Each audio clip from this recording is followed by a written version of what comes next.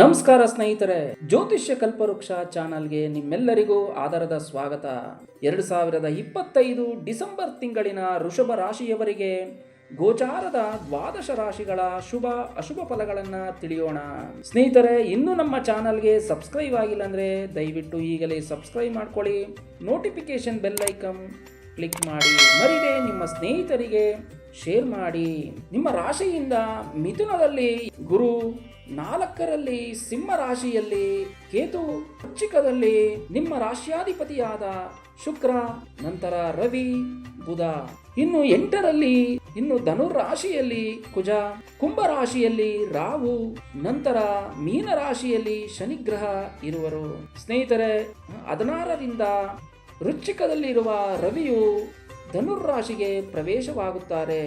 ಅದರಿಂದ ಇನ್ನೂ ಅನೇಕ ರೀತಿಯ ಬದಲಾವಣೆಗಳನ್ನು ನೀವು ಕಾಣಬಹುದು. ಸ್ನೇಹಿತರೆ, ಇನ್ನು ಕುಟುಂಬದಲ್ಲಿ ಸೌಖ್ಯ.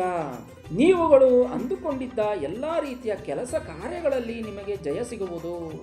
ನಂತರ ಉತ್ತಮ ಆರೋಗ್ಯವನ್ನು ನೀವು ಕಾಣುವಿರಿ. ಆದರೆ ವಾಹನಗಳನ್ನು ಚಲಾಯಿಸುವಾಗ ಎಚ್ಚರ ವಹಿಸುವುದು ತುಂಬ ಒಳ್ಳೆಯದು. ನಿಮಗೆ ಇರುವ ಶತ್ರುಗಳು ದೂರವಾಗುವರು. ಎಲ್ಲ ರೀತಿಯ ವ್ಯಾಪಾರಸ್ಥರಿಗೆ ಒಳ್ಳೆಯ ಲಾಭವೂ ಸಿಗುವುದು. ಇನ್ನು ಹೊಸದಾಗಿ ಉದ್ಯೋಗ ಹುಡುಕುವವರಿಗೆ ಒಳ್ಳೆಯ ಶುಭಯೋಗ.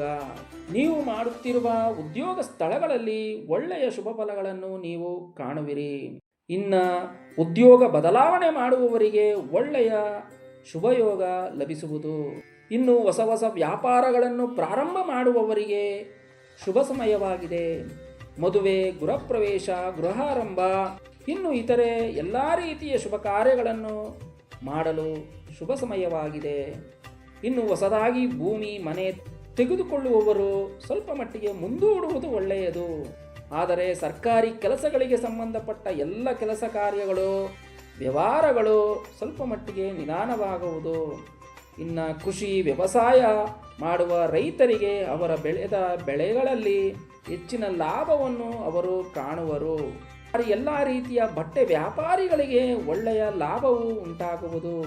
ದಿನಸಿ ವ್ಯಾಪಾರಸ್ಥರಿಗೆ ಒಳ್ಳೆಯ ಲಾಭವು ಹೆಚ್ಚುವುದು. ಇನ್ನು ಹೋಟೆಲ್, ಬೇಕರಿ ವ್ಯಾಪಾರ ಮಾಡುವವರಿಗೆ ಒಳ್ಳೆಯ ಲಾಭವು ಸಿಗುವುದು.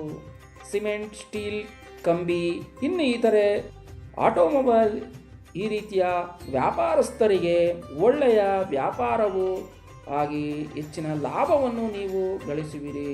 ಓದುವ ವಿದ್ಯಾರ್ಥಿಗಳಿಗೆ ಒಳ್ಳೆಯ ವಿದ್ಯಾಭ್ಯಾಸವು ನಿಮ್ಮದಾಗುವುದು. ಇನ್ನು ನಿಮ್ಮ ಮೂಲ ಜಾತಕದ ಶುಭ ಗ್ರಹಗಳ ಸ್ಥಾನದಿಂದ ಹೆಚ್ಚಿನ ಶುಭ ಫಲಗಳನ್ನು ನೀವು ಕಾಣುವಿರಿ.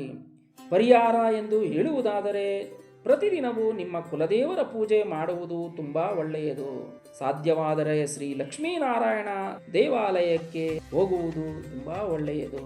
ಮತ್ತೊಂದು ವಿಶೇಷವಾದ ಮಾಹಿತಿಯೊಂದಿಗೆ ಮತ್ತೆ ಭೇಟಿಯಾಗೋಣ. ಸರ್ವೇ ಜನ ಸುಖಿನೋ ಭವಂತು, ಸನ್ಮಂಗಳಾನಿ ಭವತು.